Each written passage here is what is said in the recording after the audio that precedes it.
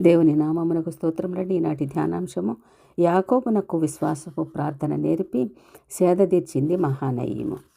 గిలాదు గలేదు దాటి వచ్చిన యాకోబు కనాను పొలిమేరలలో ప్రవేశించెను. వాగ్దాన భూమి యొక్క గాలులు పీల్చుకుంటూ అడుగుపెట్టు సమయమున దేవుడే స్వాస్థ్యముగా ఆ స్థలమును వ్రాసి ఇవ్వగా ఆ స్వాస్థ్యకర్త ప్రవేశమునకు దేవదూతలే స్వాగతం పలుకుచు 2 సేనలుగా ఎదుర్కోవడం విశేషం. పద్దనరాములో నేర్చుకున్న బుద్ధిపాఠాలు బేతేలు వంటి ఆపద మృక్కుల ప్రార్థనలు కాక నిజమైన విశ్వాసపు ప్రార్థనలు నేర్పింది మహానయము. దేవుని సన్నిధి తాకుడు నెమ్మదిగా అనుభవం అయింది యాకోబునకు. అలసిపోయిన యాకోబునకు సేద తీర్చి ఆహారము దొరికిన స్థలము మహానయము. లాబాను బానిసత్వం క్రింద అలసిపోయిన యాకోబునకు అలసట తీర్చి సేద తీర్చింది మహానయము. ఇంతకాలము లాబాను అధికారం క్రింద ఉన్న భార్య పిల్లలు దాసదాసీలు ఆస్తి సంపద అంతా భద్రముగా తన చేతికొచ్చింది. హమ్మయ్య అని సేద తీర్చుకునే అవకాశం మహానయములో దొరికింది. పగలు ఎండకు రాత్రి మంచుకు యాకోబు క్షీణించిపోయాను. నిద్ర తన కన్నులకు దూరమైంది. తాను కాచే గొర్రె మంద కాచి పాలు త్రాగని వాడెవడు అనగా మందను తినలేదు. ఆదికాండం 31:38-40 ప్రకారం. ఇంత అలసిపోయిన యాకోబునకు మహానయము సేద తీర్చింది. అబ్షాలోము కుట్ర చేసి తన తండ్రి యొక్క దావీదు రాజ్యమును తాను హస్తగతము చేసుకున్నాడన్న సంగతి తెలిసి దావీదు యవ్వనస్తుడైన అబ్షాలోము చేతి నుండి మనము తప్పించుకుని రక్షణ పొందలేమని పారిపోదము రండని సమూయేలు రాసిన 2వ గ్రంథం 15:14 కిద్రోను వాగు దాటి అరణ్య మార్గమున ప్రయాణమే పోయిరి.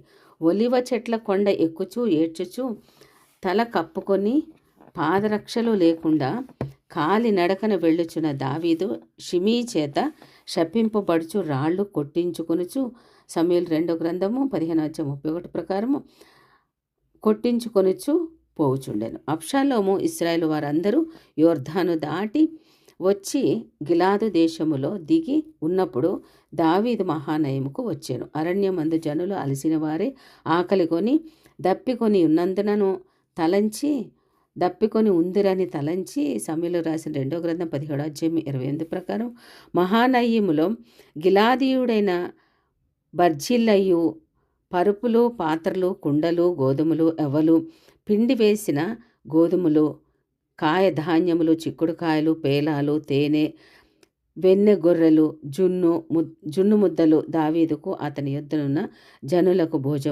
భోజనంనకే తెచ్చెను.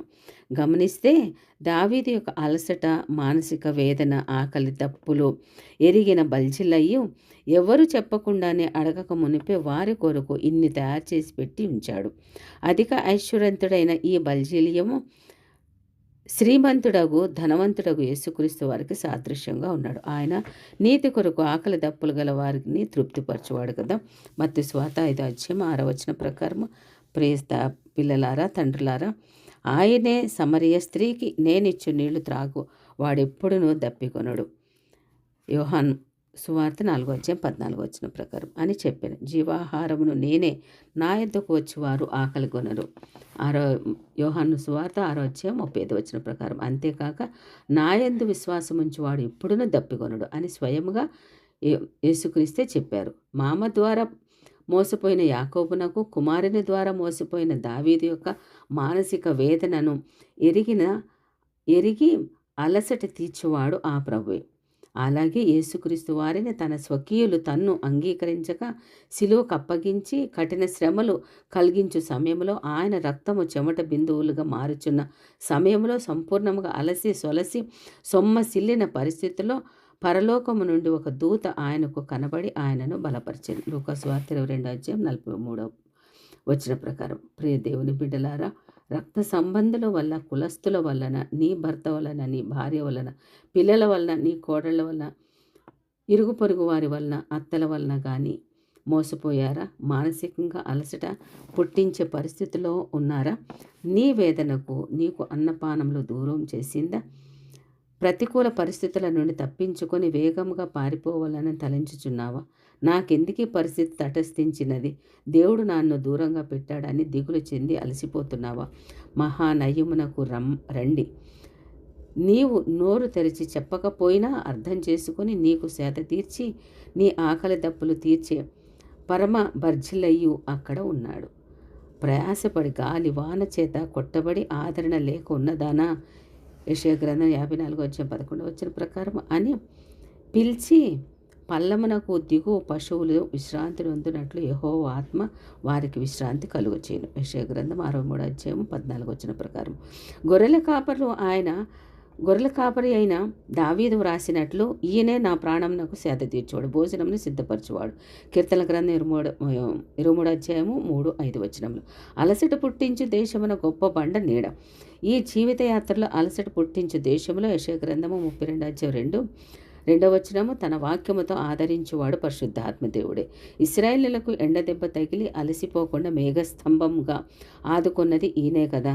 అలసిని వాడైన ఏషావు చిక్కుడుకాయల వంటకముతో సేద తీర్చుకొని దలచిన నష్టపోయినవాడు.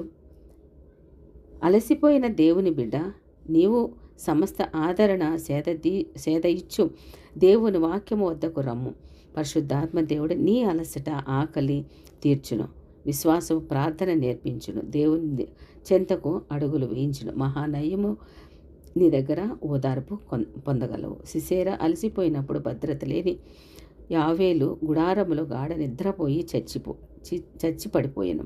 న్యాయాధిపతుల గ్రంథం 4:22 మహానయంలో బర్జిల్లయ్యు వద్దకు రమ్ము.